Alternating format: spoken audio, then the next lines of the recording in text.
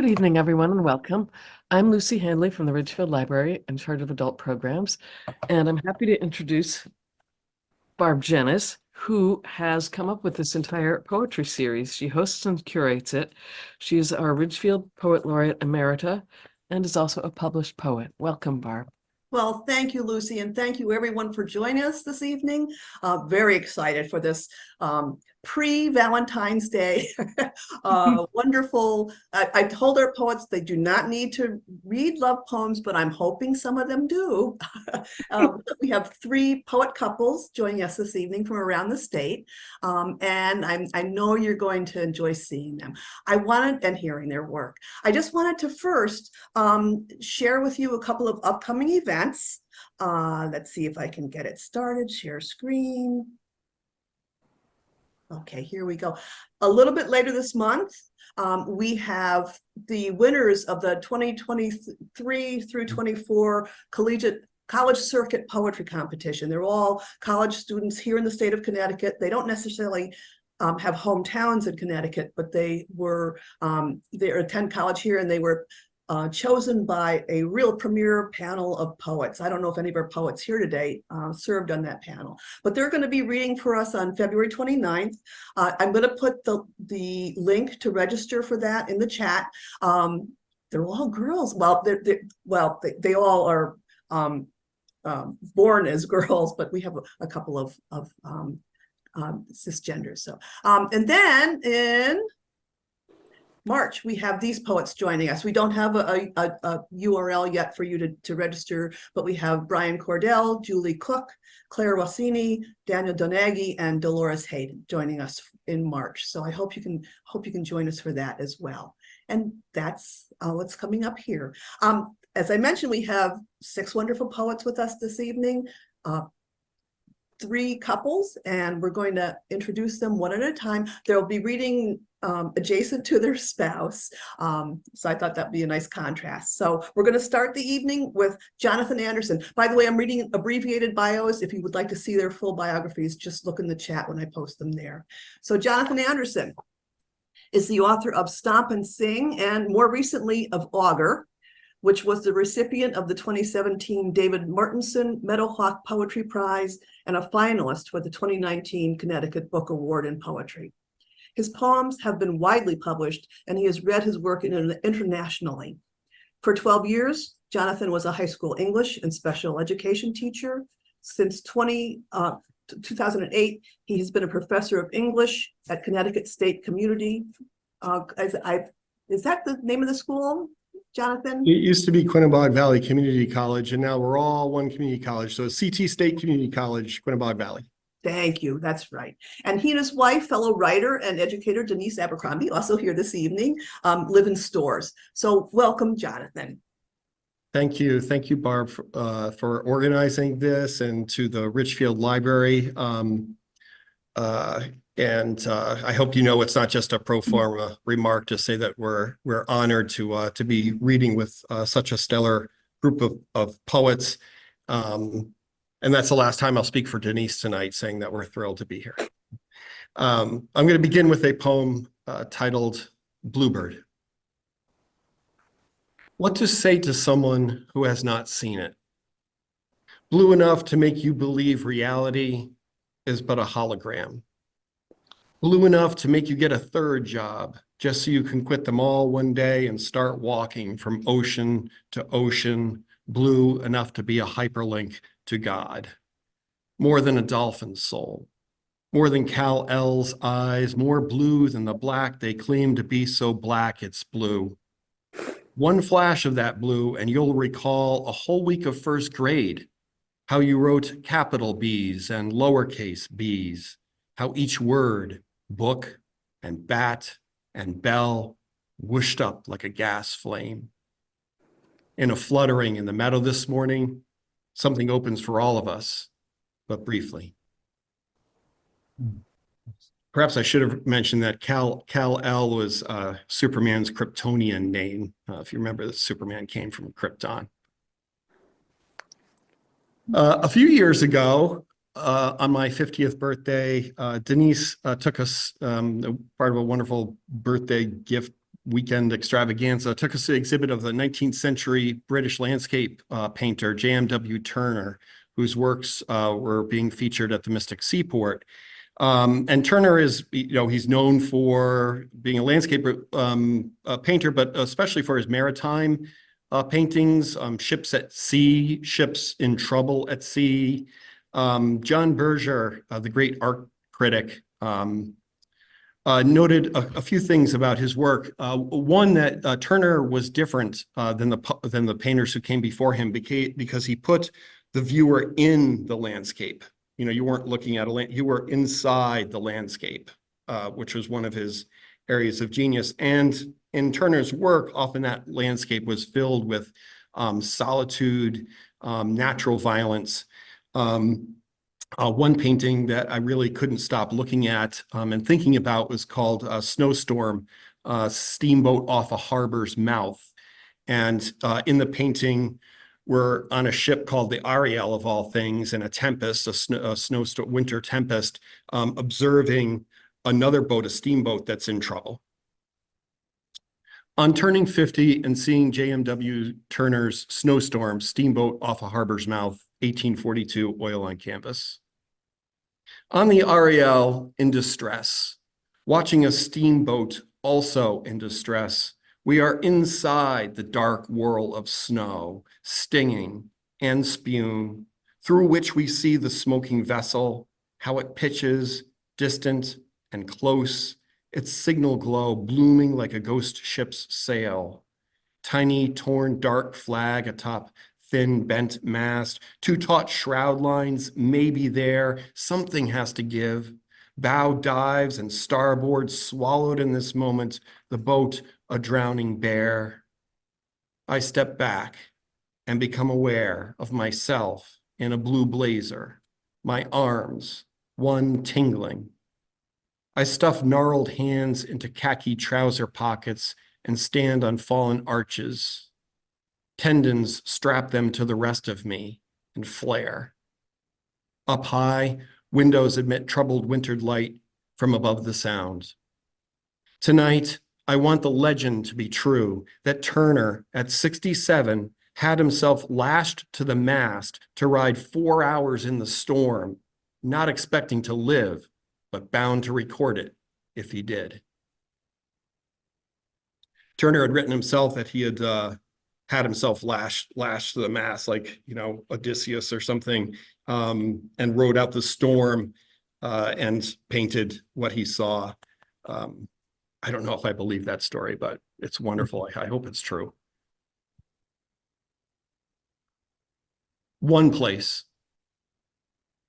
I come here to figure nothing out, to sit facing this little marsh, its grasses, the oak sapling that bends out of dim woods, limned by morning sun, leaves the red of light blood and water swirling down a sink drain. I want to be like someone still waiting to acquire language.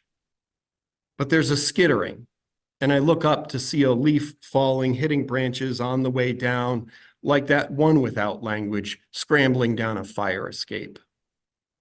This morning, little slashes of light over sunk branches. Sometimes I do figure something out, my electrical panel, or good questions for Luis, or dialectics, or what the hell was wrong with me last night. When everything is nearly too bright to look at, and then a cloud moves over, and the sky and the water disappears. The mild darkness here is nice. It's not a metaphor. I listen to the burble of the marsh spill into a stream.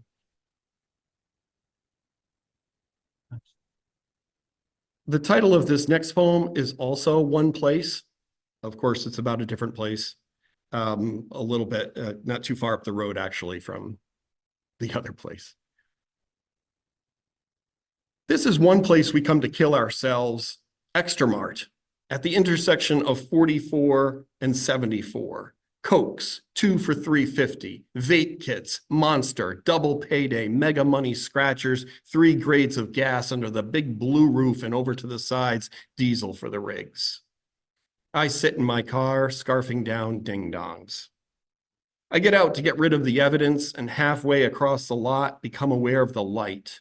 The sky turning dramatically orange. Everything aglow. The autumn leaves are even oranger. The dumpsters are still blue but sit in the luminance. People actually stop and laugh together, and holy shit, cool. A big bearded guy walks out of the store, swinging his giggling boy, and long leaps out before him. They stop too. Someone runs in and runs back out with Connie from behind the counter.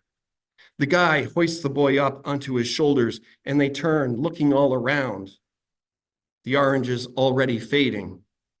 I lick my fingers and think, happily, I bet that boy remembers for a very long time.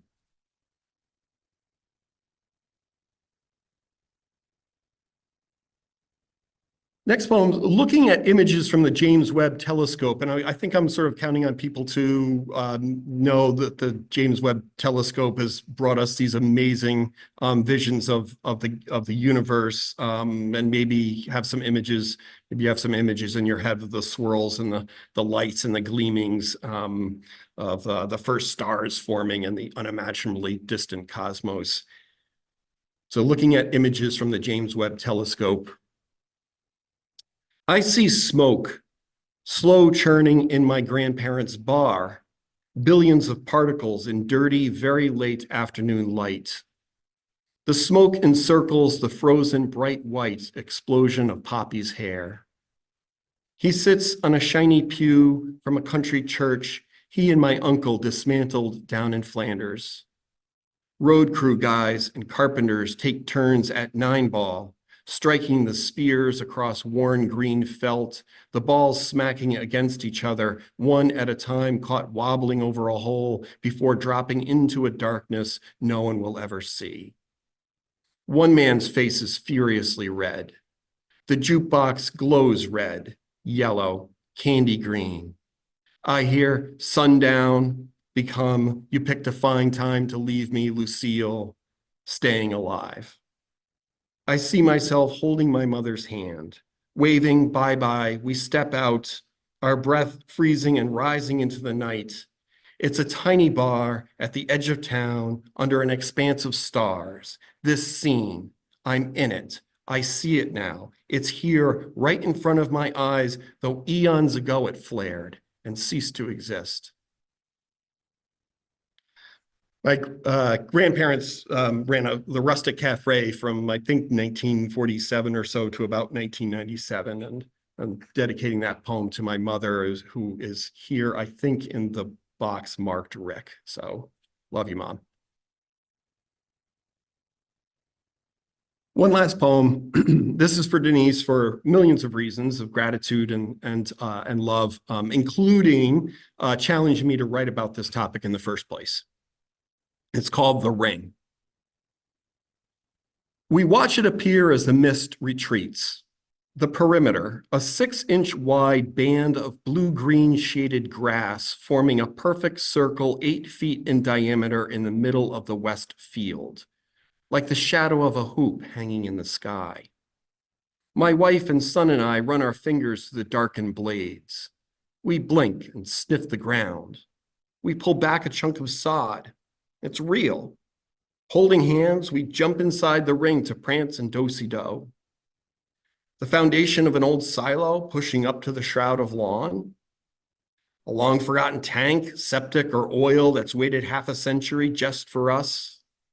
A UFO landing spot or portal to be triggered open with certain whispered words. Forgive us, I murmur, for we are strangers here. A tractor trailer blares breaking down the hill. Obla-dee, obla-da, shazam! But still we stand. Then we remember that wonder is obsolete. And so Google, strange dark ring in the lawn, to discover superficial fairy rings, which, depending on what one chooses to believe, are caused by either a fungus decomposing thatch to feed the nitrogen-rich band, or are drawn by fairies who then sit on toadstools waiting for their turn to dance. Rings might come and go, but one in France has grown to half a mile wide in 7 centuries, which makes me smile, thinking how every year the mists might retreat, to let the ring appear long after I've been buried in the ground. Thank you. Wonderful, John. Thank you so much. I love some of the lines. I love the wonder is obsolete. Isn't that the truth? I mean, I think of how many times I hit Google a day, to find out an answer to something I could investigate myself. And then I want to be like someone still waiting to acquire language. I'm reading a memoir about a woman who had amnesia, had a head injury and developed amnesia. And she reflects on how pure that period of time was when she had no language, no memory, no language. And so beautiful poetry. Thank you. And I love all your musical references too. So thank you very much. And next up, and also, hi, Rick, AKA Mom. Welcome. Okay. So next up we have Denise Abercrombie. Denise's poems are widely published, and she has read her work internationally. She teaches theater and directs the drama club at E.O. Smith High School in Storrs, Connecticut, and helps coordinate the Poetry in the Park series in Willimantic. So welcome, Denise. Thank you, Barb, for having us. What a wonderful night. So I always, it's a tough act to follow my husband. So thank you, John, for opening us up tonight. I'll open with a poem for the previous reader. And this is for you, John. Watching Jeopardy with you, for John. Under the leopard blanket, we curl into trivia. Here, our questions are answers. Together, we search oceans, history, the just right word, confront our own ignorance, praise each other's moments of dumb luck or brilliance. We become strangers to each other when we discover one of us knows something completely obscure. What is the Sea of Stars? Where did that come from? Nebuchadnezzar II, who are you? No, what you know must be in the form of a question. Yes, we compete, but mostly we root for each other and favor underdogs, kind geeks, the modest genius who thanks his teachers. During Prevagen ads, we grab snacks or take a call from mom and miss the categories to find ourselves lost in guesses. Off the air, there's time to laugh at our bloopers and lapses. Imagine live pressure to retrieve daily doubles. Buzzerless, we blurt near misses, the too late eureka. Sometimes we nail Final Jeopardy and gloat. Either way, we learn something, but tidbits disappear into the murk. So what? I recall more Bible stories and you know more elements of the periodic table. We live somewhere between pop culture and opera. Like everyone, we've seen real trouble, spend our days asking why, give in to why nots. What is a more perfect union, Ken? What are we doing with our time? On the set, one champ turns every who is to what is. We raise a glass to us, need the faux fur, surrender to the theme song and the ritual get to know yous of strangers. Make our final wagers, push our hands toward the imaginary chips, risk it all. This poem involves a little known but historic tree, once a sight to behold off Route 44 in Ashford, Connecticut, just up the road from us. Ashford Oak. Praise the spider at the center of her web, standing vigil in your shadow. Praise your lightning scars and splits, see-through twists, the rotting pulp of your boughs. Praise to the impossible lift, tonnage of your hollowed out heartwood, to leaves that sprout and cling in spite of gypsy moths, honey fungus, and winds. Praise. Praise to stewards who protected and pruned arborists with their cables, sprays, and feed. Loggers and farmers who found you too gnarled or sprawling to fell. Praise bare branches, dark ridged bark overgrown with trumpet vine, and praise your fallen crown. Let poison ivy and briars overtake your many rings. Let raspberries ripen near your sunlit roots. Praise to surrendering this sanctuary to brambles. Praise this final bit of shade. Sometimes we travel to more exotic locations. Walden Pond. The beach surrounds the shrinking eye, must be the drought. We walk frozen shallows where the wind howls through leafless trees. A hawk circles the shore path to Henry's Cove. The cabin site looks like a grave. As we step into the footprint, we hear traffic stream on Route 126, a jet overhead. Imagine the old growth, pitch pine, hickory, the elms before Dutch elm.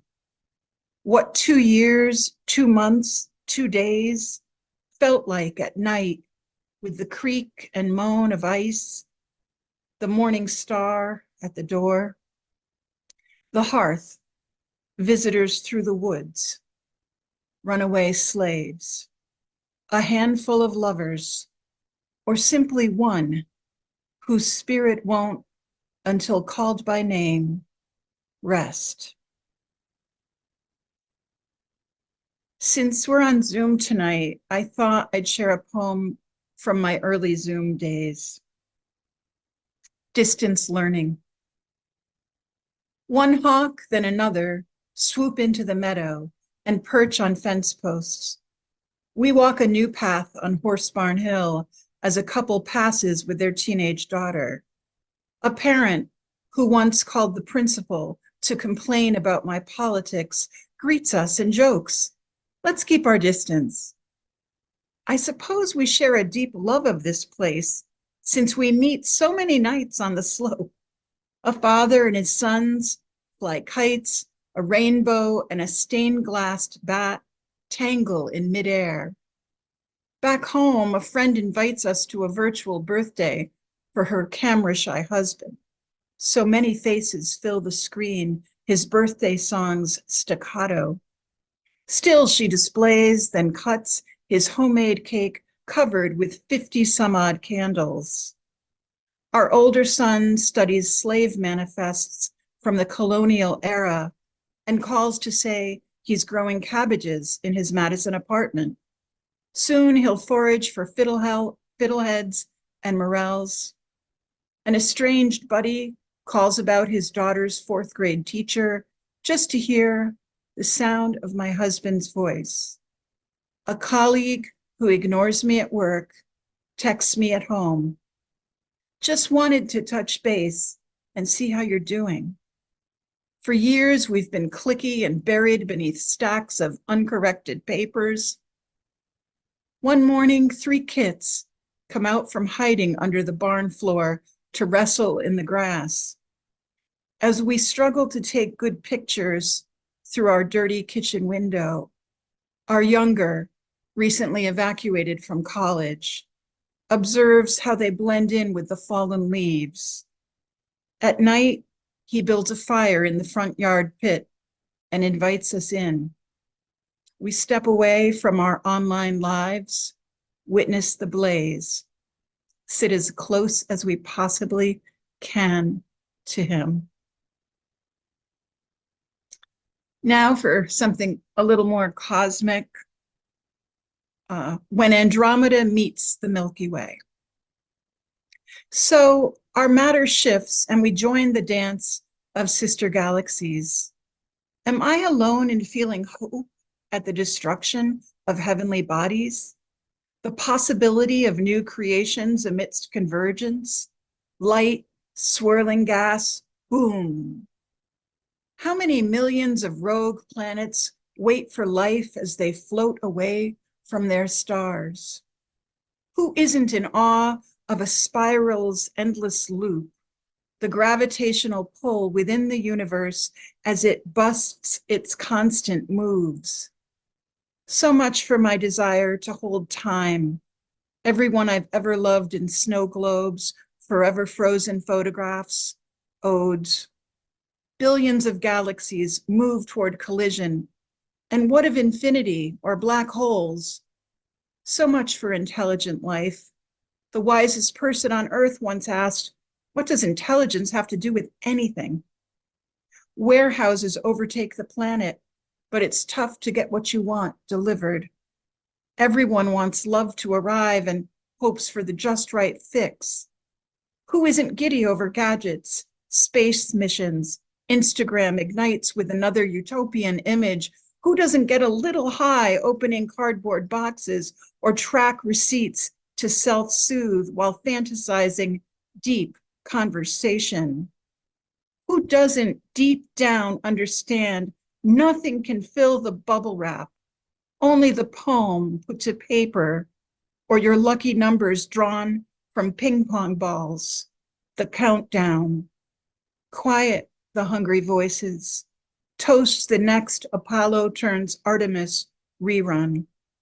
Applaud the birth of your next app. Let your mother's country songs verify your soul exists. Sing what you recall of your good girl's gonna go bad. Go ahead, deliver yourself under moonlight.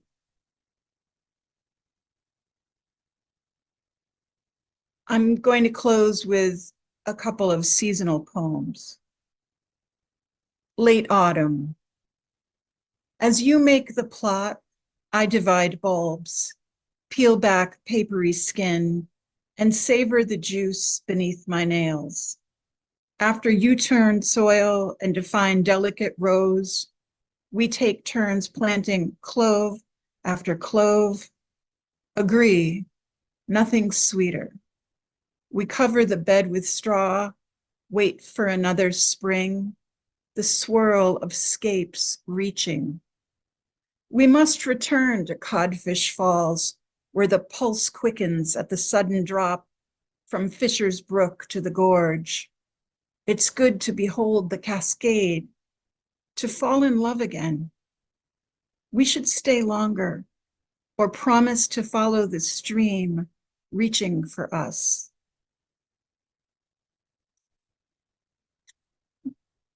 May Day along the Fenton River. Some take turns petting Mike's Rottweilers and the fisherman's newly rescued fawn. Others wander the trailhead into the greening forest. Some share a joint. Talk ranges from skinny dipping to invasive species, barberry, autumn olive, or history, Nipmuc tribal lands, Washington's bumpy ride up the turnpike, a preacher on the hill who hid runaway slaves. We're called to the bridge where we give up on our weekend chores. An old beekeeper who's missing a few teeth speaks of beer and honey. I hear my mother's first song, Michael row the boat ashore, hallelujah. Feel her next to me, driving us home. I stand in a setting she drew for me as a child. Let the Sauvignon Blanc swish my overbite, toast spring and our working class lives. God-fearing or godless, we pay attention to voices, the sound of water, moss on tumble walls. We count trout along with our blessings. Come fall, our retired neighbor will place a jar of pickles or a patty pan in our mailboxes. Before it snows, he'll offer to plow. Right now, we're all lovers, taking in the blossoms of old growth apple trees, watching white petals drift, then pool on mud and lace the stream's edge. Let's breathe in smoke and nectar. Add a stone to the cairn. The river is deep and the river is wide. Hallelujah. Nod to the flow. We've settled here. We're just passing through. Thank you. Thank you. Wonderful, Denise. Wow. Thank you. some incredible lines again. I love the Jeopardy love poem.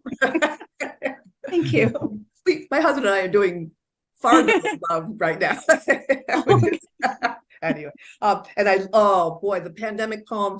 I was just thinking today about remember how we felt really vulnerable. I mean, and we were very concerned about our loved ones dying, and I love that line when you talk about, well, first, let's keep our distance from the parent who you pass the street.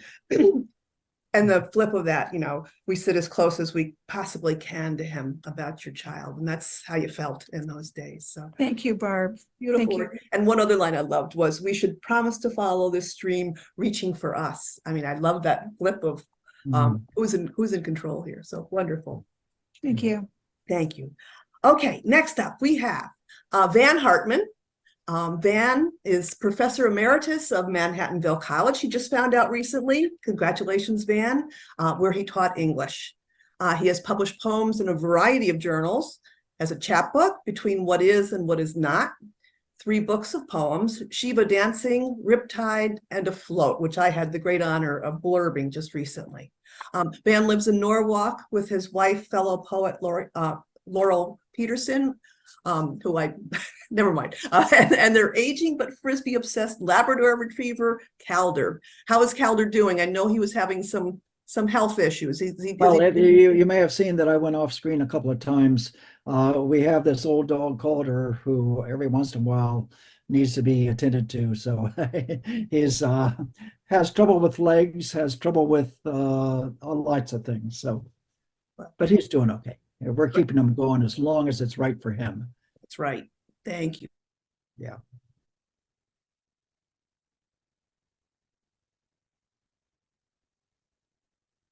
Okay.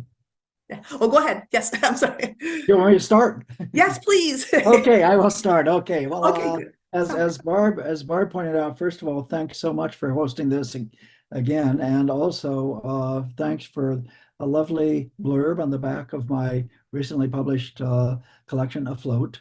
And Beautiful collection, by the way. So. I'm going to read poems from it and a couple of new things that I've been working on. So, and I hope they'll all be self-explanatory. I'll try to keep my explanations to a minimum. The first poem is titled, I Heard a Dog Bark When I Died. And if you hear echoes of Emily Dickinson, that's fine. Today, I found what might have been a dog, fox, or coyote, something canine with fangs, its fur flat and mummified, a faded leather coat stretched tight over a bent frame of bones, tail a stiff curve of cartilage, barely distinct from the splayed branches among which it lay. I spoke to it, asked how it lived, how it died, how it found its way into my yard. It had no answers, yet spoke through time as through a thin gray mesh, porous as a screen door in summer rain. Next poem, titled Snow, and I will just alert you, there are references in this to James Joyce's Dubliners, Mary Oliver's First Snow poem, Robert Frost's Waiting by the Woods, and Percy Shelley's Mont Blanc. So there we go. Snow. Joyce's fell on Dublin's dead. Oliver's set Cape Cod ablaze, its loud silence spreading cold fire, slow tumult consuming the world. Frost stopped his horse to watch it, fill in Everett's woods with longings dark and deep. Shelley's dropped its hidden power on a mountaintop, carved a ravine of destruction, repealing codes of fraud and woe. Mine spills flecks of whispered warnings, slowly shrouding dried stubble, brittle twigs, lingering tufts of last year's green, beguiling in its frozen iridescence, seductive with its sculpted ghosts, soothing blanket of forgetfulness, but prophetic, announcing how easily we're made invisible, how quickly we fall out of life, still hot with the urgent need to be. Next one is my self-examining angry poem, based on a news article in the New York Times some years back. And it's about what the title says, Killing an Elephant. A gray mass floats in water, swollen brown by storms, new in their savagery. Terror fills the creature's eyes as it strains for traction on the steep, slick bank, then slides back into the fast-flowing river, its trunk a cobra dancing high above the roiling surface, sucking desperately at clots of wetted air, thick limbs thrashing at the emptiness beneath it. Some god of the river, of the earth, shifts the current, raises a bar of mud, extends a point of land, grass-strewn arm of safety. On the shore, men assemble with stones and sapien malevolence, shrill shouting, bloodlust, sly method, skills honed across millennia. Bound by their will and their fear, they thrill as they drive the elephant out into the current, pursue it along the bank, gleeful, exulting in their mastery. These are Asian men who worship cows, but they could be blue-clad Anglo-Saxons, sportsmen with poetry and rules of honor, firing long guns at thick-haired bison from railroad cars on western plains, or brightly caped toreadors bleeding out some brute exhausted bull, or me and my pals at 10 years old aiming slingshots and BB guns at crows. Or, lacking a proper beast to kill, they could create one from among themselves, colored differently with different hair, starve him in the southern desert, or hang him from a tree. So that's my angry poem. A couple years back, Laurel and I went to Greece. And on the island of Santorini, there is an excavated ancient city called Akrotiri. And from that, they pulled out a water clock. And this poem is a response to that. And I would suggest maybe this is one of my love poems. A water clock pulled from the ruins of Akrotiri once dripped out the hours, time a line slipping down a white stone wall, gravity the constant that made measurement possible, a day's appointments, the simmering of a stew. 3.5 millennia of ash now cover the city, dry silence, time stopped, the daily slippage of minutes into hours, slow descent of water, timing of a wedding or a prayer, buried deep with unremembered ghosts. Ghosts pursued us across the Aegean. The clear blue sea leaked time and timelessness. Odysseus called from phantom islands. Atlantis lay somewhere deep below. Myth persists and yearning. On a pier in Fira, an old man reeled in hand over hand a loaf of bread, pursued by a halo of minnows, bait to attract some larger prey, as his father's father might have taught him a lifetime ago. From Delphi, the same thin arm of ocean sliding past Galaxidi to the Ionian Sea, the same jagged teeth of mountains rising against the evening sky, the same bleeding of red into purple, the same elongation of clouds fading from white to gray, hold my gaze to where others looked 2,500 years ago.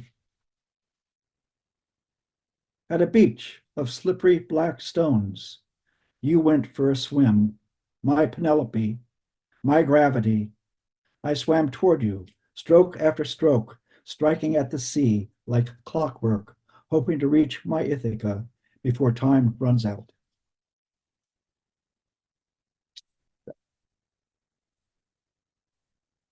On my daily walk, there's a pond that I stopped by, and this comes from one of my stops halfway through when I'm trying to convince myself I'm really running, but I'm just walking. It's called Hunger.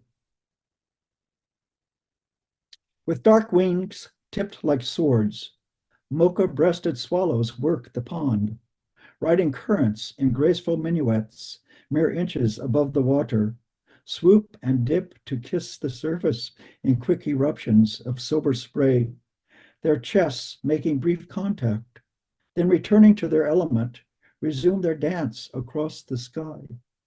But in that moment, gleaning some morsel from the feast-filled air or the pond's wet skin, their hunger fed by tiny winged creatures, themselves scouring the plenty just below, the porous line between worlds dissolving, where the hunger ends, where it begins, what hunger of my own this beauty feeds. And this is the last poem from the book, and this is in fact the poem that gives the book its title and to some extent its theme. And the epigraph comes from Derek Walcott's Sea Grapes, that sail which leans on light could be Odysseus homebound on the Aegean. And this is called Afloat. An osprey beats its wings against the vast sea of molecules that keeps it afloat, then pauses, rocks on the wind, scanning tree limbs and water, sharp-eyed, seeking flesh, while a thick black cloud of starlings turns in unison on particles of air, and the white scythe of a sailboat slices past a pod of kayakers, spinning paddles like windmills, dipping blades into the salt fluid, as a jet ski scars the ocean's skin, bleeding a plume of foam. And yes, from where I stand, I can see Odysseus struggling home, but also displacements of volume and mass, keeping all afloat in the wide sea sky, schools of herring rising and falling as one, bluefish thrashing upward from below, deeper still, dark shadows suspended in the dimming light, and I, buoyant in my place, caught between some upward force from what I've displaced and gravity, scan the sea for gentle currents to carry me home. So I have a couple of poems from that have not been, I'm trying out. I just wanted, people to let me know if they're working. First one is called Josephine, self-explanatory, I hope. I sit with my dog, listening to Josephine Baker's voice, dancing out from my speakers, trying to read a book about cosmic background radiation and the origin of space-time, thinking someday I might just get string theory and black holes. But now, wanting to peel a banana to see how the skin falls, drop a scoop of ice cream on it, coat it with chocolate syrup, plop a cherry on top, red and round and ripe as her voice. Instead, I slip the dog a treat, pour myself a shot of bourbon, make believe I'm sipping Count Basie, Miles, or Coltrane, or some sadly wailing clarinet somewhere on the left bank of this expanding universe, trying not to cry over spilled time, while the dog turns his radioscopic ears toward Josephine, singing from multiverses far away. So, this is a short poem about my father. Lemon. My father at 80 reached for a lemon hanging round and yellow just beyond his hand on the top branch of the tree he'd planted 40 years before in his suburban paradise. The juice from this sun-soaked gem perfect for his margaritas. But in the rain-soaked ground, the ladder gave way, and he fell into the slow decline from ladder to walker to bed, the yellow lemon receding ever further from his grasp. And then if I could just do one final love poem. I think it's a love poem. It's called Still Water.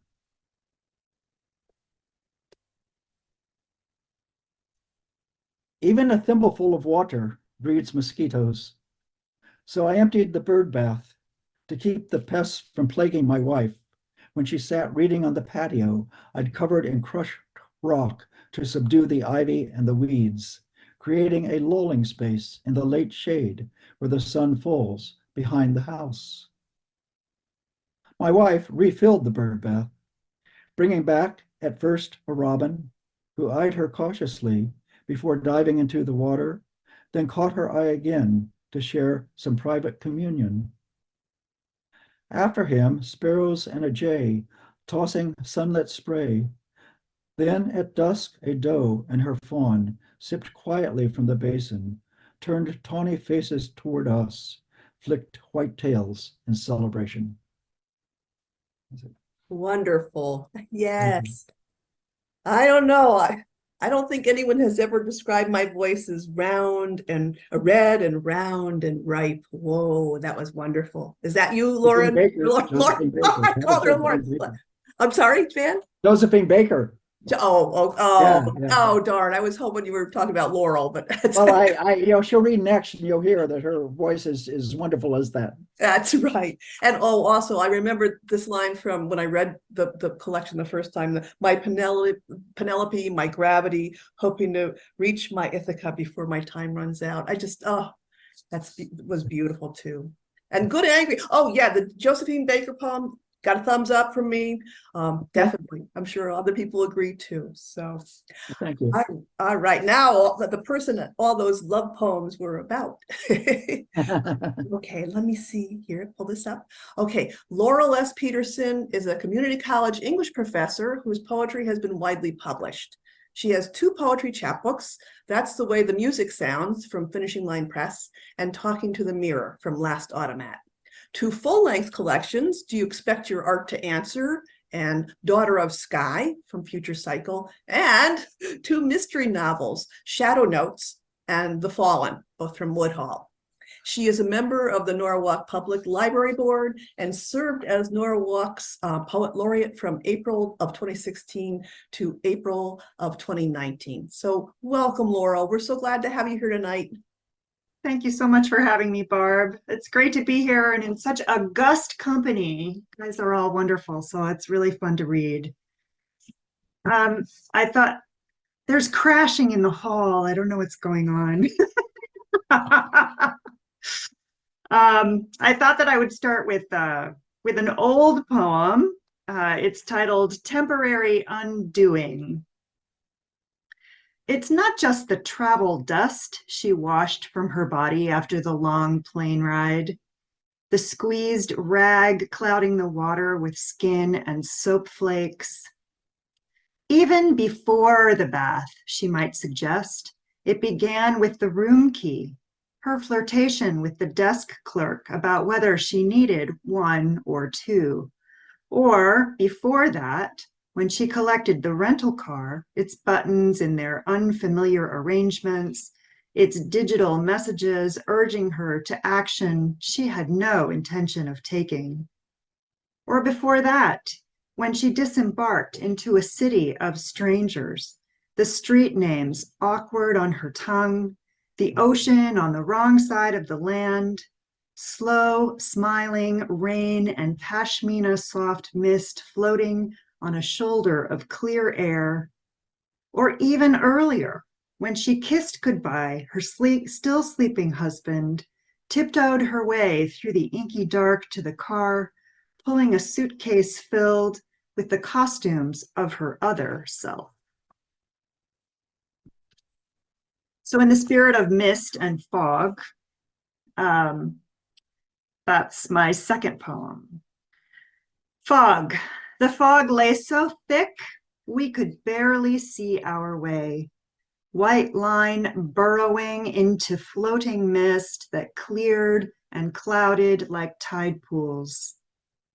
Age stretches out its pathetic and horrifying tentacles, and we are unsteady.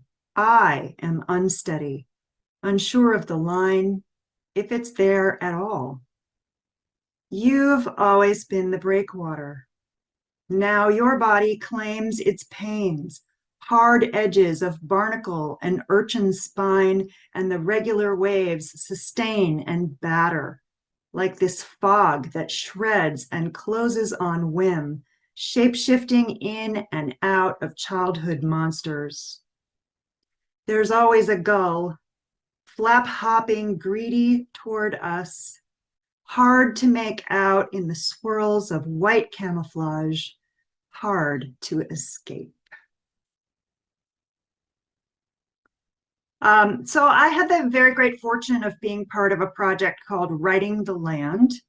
And over the last 2 years, I have been assigned 2 different land trusts, and I get about 8 or 9 months on to go onto the land trust property and experience it and walk it. And then my responsibility is to write 3 poems that are then part of the land trusts and this group's anthology. And the one that I did this past year was the anthology will be the Connecticut River Valley, and the place that I did was called the Palmer Warner House, and it's in East Haddam. And it was inhabited by Howard Metzger and Frederick Palmer, and I'll talk just a little bit more about them in a second. But I thought that I would read you the poems that I created from that experience. It's a really cool project. If you get a chance to participate, I encourage you to do that. Summer. Starlings rise from the field as if a conductor raised his baton and the feathered orchestra responded. I sit to listen to life here. Let it listen to me. The hawk already knows. Her squeal warns. But whom? And of what? For sure, I am too near her tree. Clutches of feathers salt the mown hay, evidence of death's sudden slap, feeding. A snake has slipped its skin, leaving a translucent testament behind. And I don't think until later that he is still slithering in the tall grass.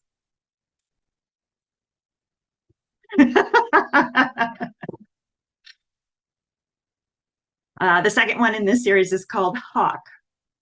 Today, I watch you circle high over these rectangular fields, lazy loops, looking casually, able to spend all day floating. I remember that happy indolence as a child waiting for the next thing.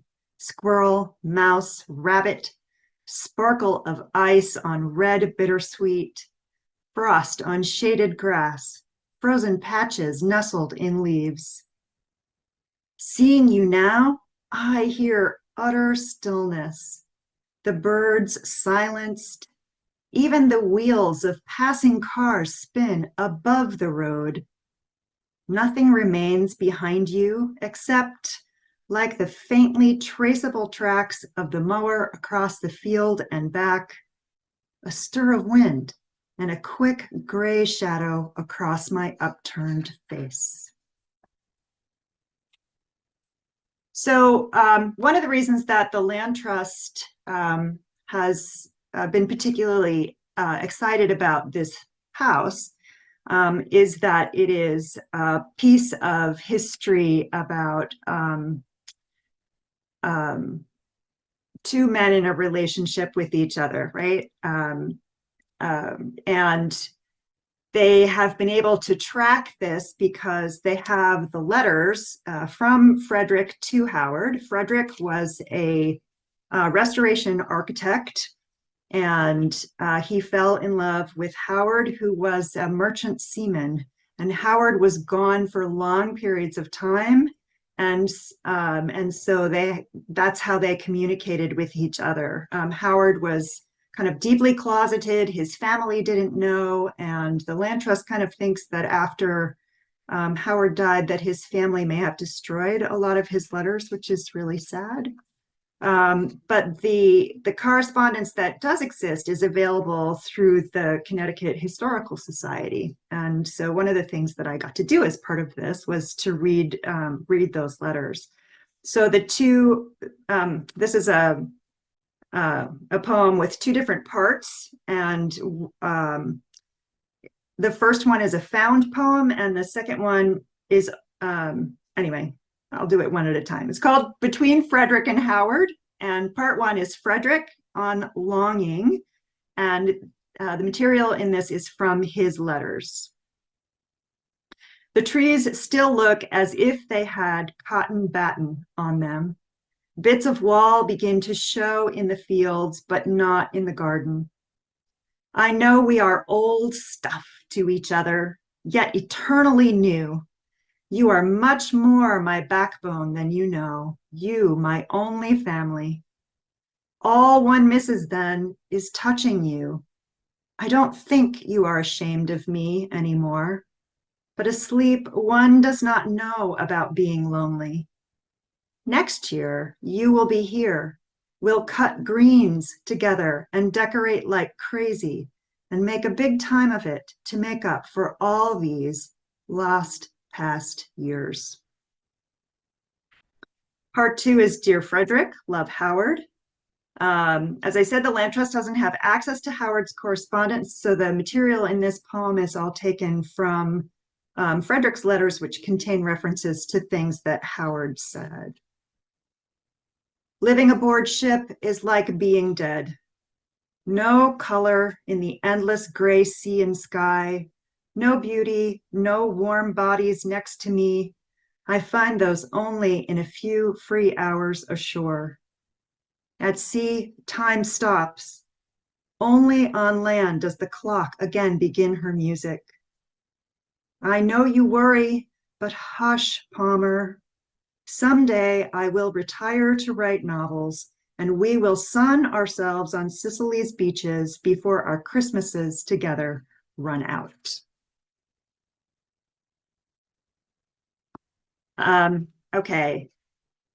So we own a house, we own a condominium up in Branford, and I was in the parking lot one day, and one of the gentlemen that lived in the other condos came out, and we were talking about some of the work that was being done on the condo grounds. So this is about our conversation. Gordon says, the electrical contractors digging up the wires and putting in new conduits were recommended by the best surgeon in Connecticut. Right here, he says, tracing the scar on his skull. That's where they had to dig.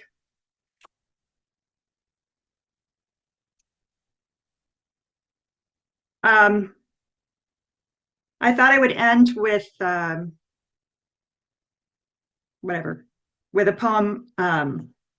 With a poem titled Gratitude, because I'm reading really dark stuff, right? So we need some happiness, right?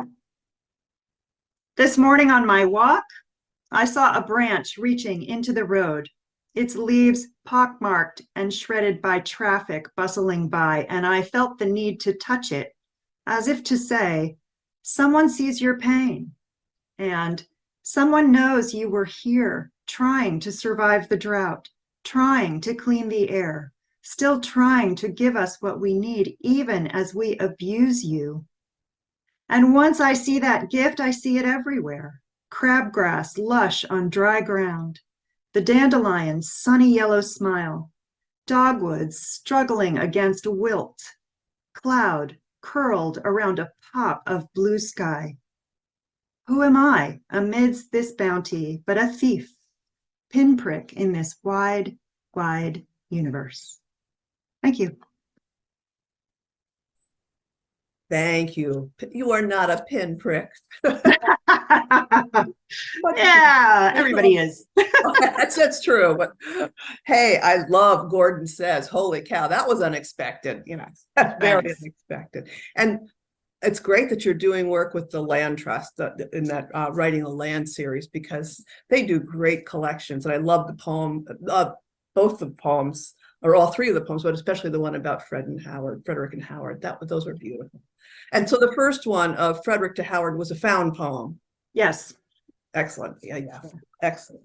Well, thank you very much. Thank you, Barb. And then, okay, so next we have Jeff Mock. Jeff Mock is the author of Ruthless. His poems have appeared in Poetry Review, the Atlantic Monthly, the Georgia Review, New England Review, the North American Review, the Southern Review, he gets around, and elsewhere. He directs the MFA program at Southern Connecticut State University and lives in New Haven with his wife, the poet and educator Margot Schilpp, who we'll hear from in a little bit, and their daughters Paula and Leah. So welcome, Jeff. Thank you. And thank you for having us. This is a wonderful reading. It's been absolutely great hearing all these poems. And thank you for everyone for logging on. This is excellent. And so I've got just a handful of poems, mainly some shorter ones, but one kind of medium length. And for this first one, I'm just going to say that I was carrying around this image for about 2 decades. And I had no idea what to do with it. And then one day over a cup of coffee, I had a thought. And this is called The Urge to Preserve What Once Was Good.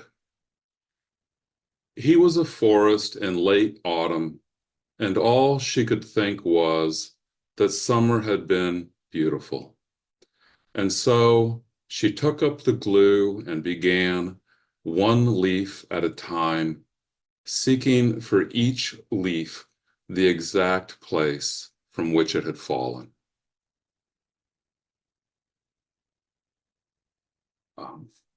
We went into a phase where I was just writing down a bunch of titles, and then later sometimes poems came up.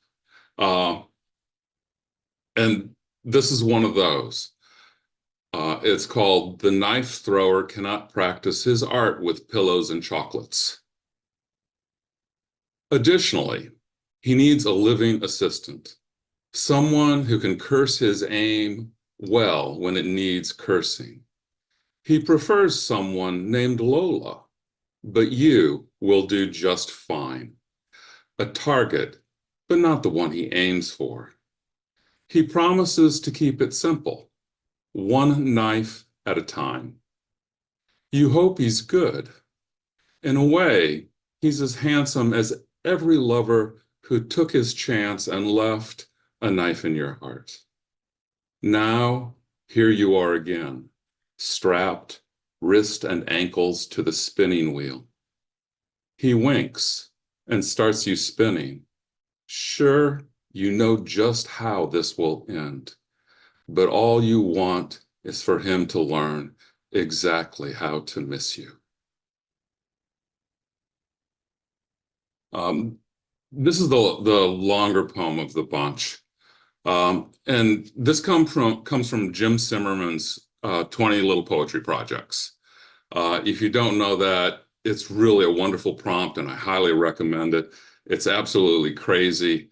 And I like to at least once a year, just sit down with it and write something. And this was the very first one that I had written based on that prompt. It's called Masculinity in Springtime. Spring struts in like John Wayne in a tutu.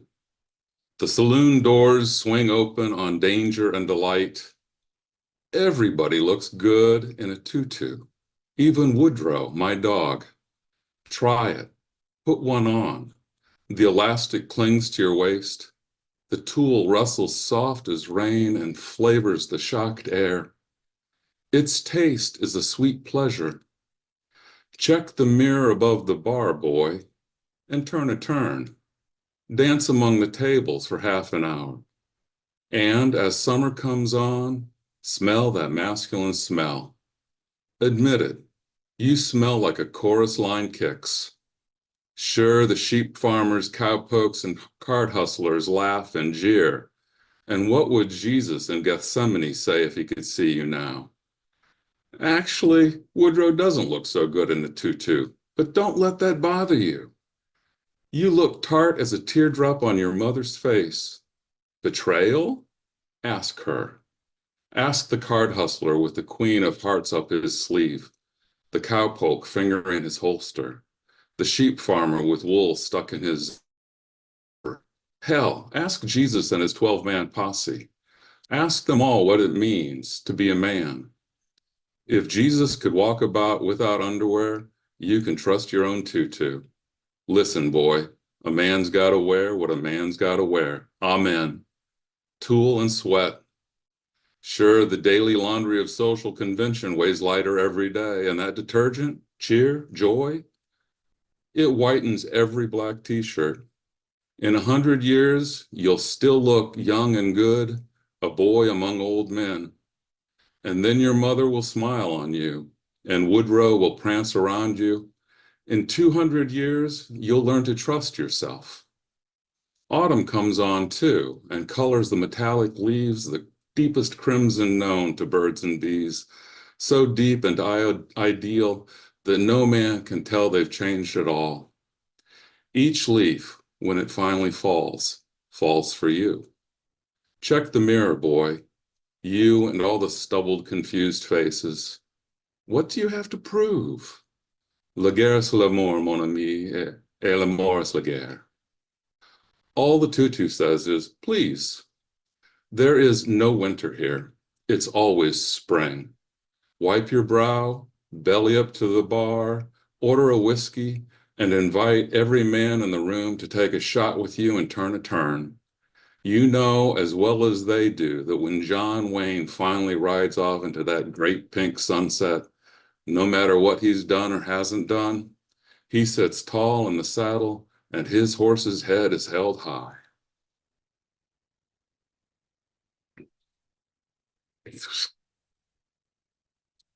Thank you.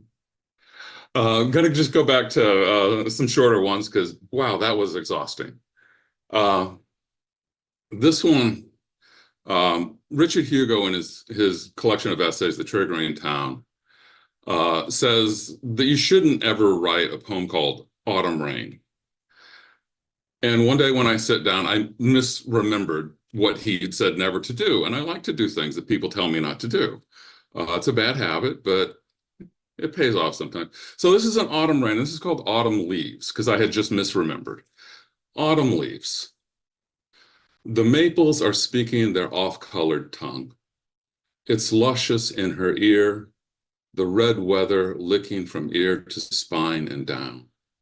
It's a promise to be unfaithful. It says this won't last. Be careless, be reckless, believe in a beautiful lie, adore and abandon. And there's a trio left. These poems are dedicated to the three women in my lives, although two of those women were girls, 10 years plus when I wrote these, our daughters. And all of the poems are based on those kind of gags, quizzes that kids pull on one another and sometimes on their parents. So they use those as the title. This first one is dedicated to our youngest daughter, Leah, and it's called Which Weighs More, a Pound of Feathers or a Pound of Rocks? You think you know, and then you know better. But the best answer is the one that makes you smile. Remember that each feather once belonged to a bird, and each bird belonged to a flock, and what a lot that weighed. And the rocks, they were once part of the moon, which weighs much more, except that in space it is, like you and I, weightless. And it is only the moon's attraction to you that keeps it shining in the sky you walk beneath. And the second of this collection is dedicated to our older daughter Paula. Why was 6 afraid of 7? We want so much for things to be what they are. But the cloud that blocks the sunlight, and then moves on.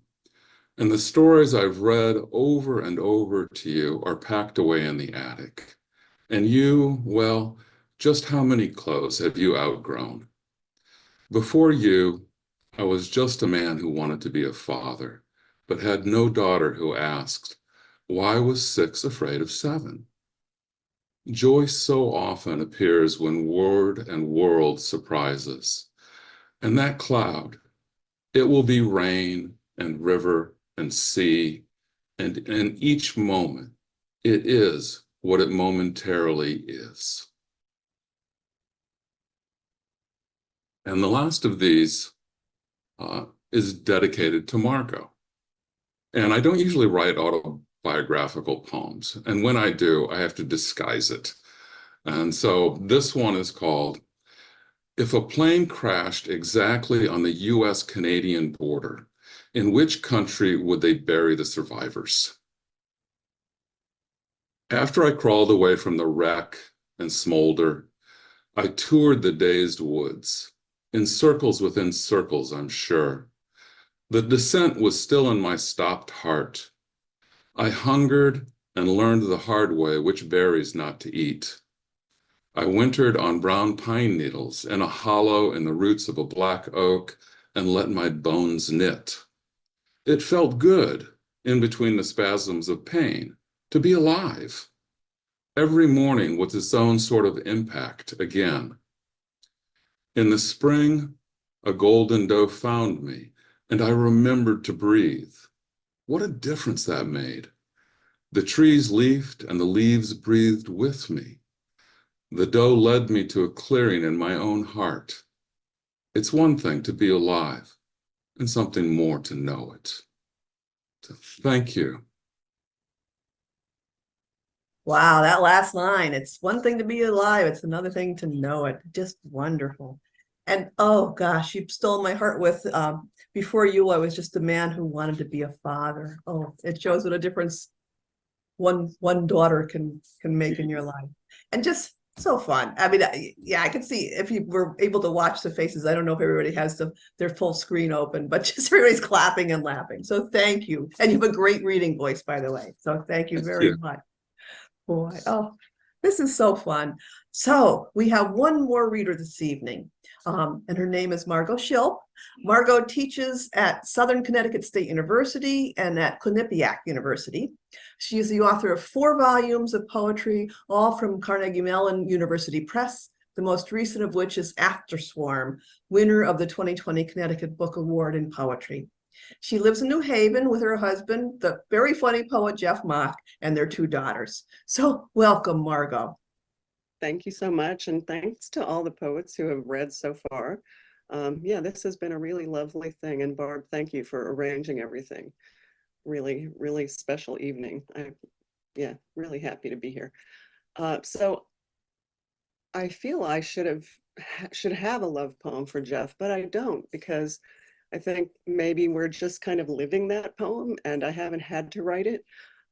So yeah, I chose poems tonight that I haven't read in a long time and I really love reading. So the first of the poems is called What Narrative Is For.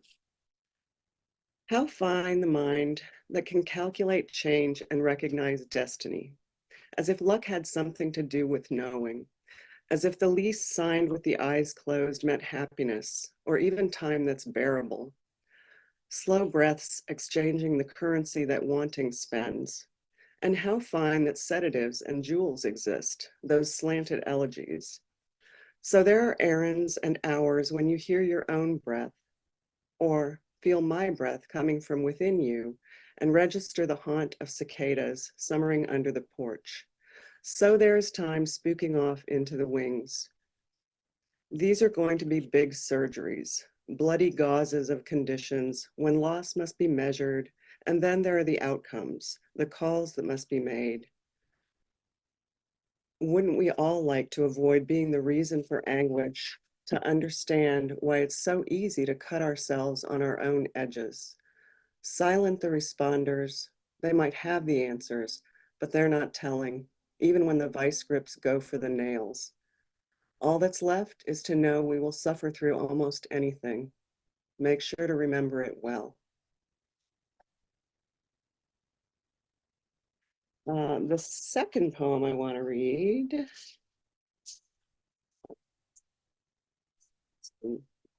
Okay, so this poem is a little story, I guess, and I don't think I need to explain anything about it. It's called My Compass Will Not Orient. Whatever I thought about when things started to get complicated doesn't matter now. So this scene is all about politeness, about making sure the hostess knows the punch was good, the crackers fresh, that even though all the conversations were boring, they were at least civil too, and stopped us from acting like ourselves. As we are at home in the robe, feet up on the coffee table's rim, crumbs falling from the corners of our mouths like ducks shot by someone with true aim. In college, when my advisor asked, "Do you like to be outside? Do you like to read maps?" I signed up for orienteering. Every week, we'd drive miles in a van, pile out at the state park, and set off into the woods. My compass always stuck. North was always north, no matter which way my body turned, so the tiny flags hidden earlier among the trees always went undiscovered. And did I mention this was timed? Late in the semester, looking down once more at the useless instrument, the vast nothing before me, running across logs and rotting twigs, I tumbled into the carcass of a deer, half decayed, its ribcage a mound of fur and leaves, my foot in its belly, like some bizarre still life kung fu. I finally learned the lesson of the course. Having a direction is always an accident, a way to decide when you step in something, the best way to extricate yourself to cause the least damage. This poem, I think, might be the closest thing to a love poem, but I don't even know if it's that. It's called Blue Moon. February comes on like ice, slips down and covers everything. It's the minute after midnight, the blue moon still hanging in the sky, and us down here going haywire. The tides and beaches and bars, little pockets of frenzy with no tabs to pay, but a few dollars still in our wallets and one matchstick striking down a shoe, even if the wood is damp and the blue sulfur cap flies across the room into someone's beer. The night is cold, so it's not impossible to imagine you there in the mountains with your view of the purer air and your skin signaling to me all across the country that in another week we'll be touching and running our warm tongues across each other. I haven't spent one night without your shadow. I haven't awakened one morning without your voice inside my head. They say the moon pulls our emotions over us like an heirloom quilt, and I'm buying it.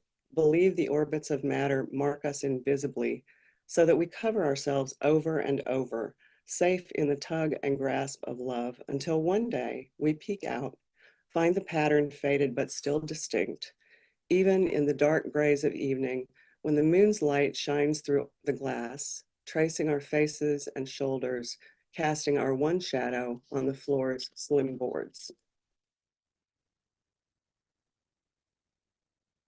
So I have 3 more poems. One is called Civil Twilight. I found myself recently writing fairly lengthy poems. And so, yeah, I really did have to go back to things from a while back to find some shorter pieces. But yeah, this is called Civil Twilight. I'll admit it, I have never read Proust, nor Moby Dick, nor most of the Bible, even though Madeline's and Ahab, Sarah, Joseph, the epistles, and the Ark have made their way into my consciousness by other means, which were necessary, you see, because I'm starting to suspect that I will never read those books, and I will never be an architect. I will never understand whining or trigonometry, and I will never know where my first doll disappeared to in the Landecker's house. I know I will never come to love golf. The load-bearing structures have already formed in my brain. Crane holds up, and Elliot, Bogan, the color blue, an attraction to cotton, a fondness for the underdog and the addicted. There is no room for mutton or stiff-collared men, no place for Splenda. I want what I want, which is what is. That's all. No need to argue with me.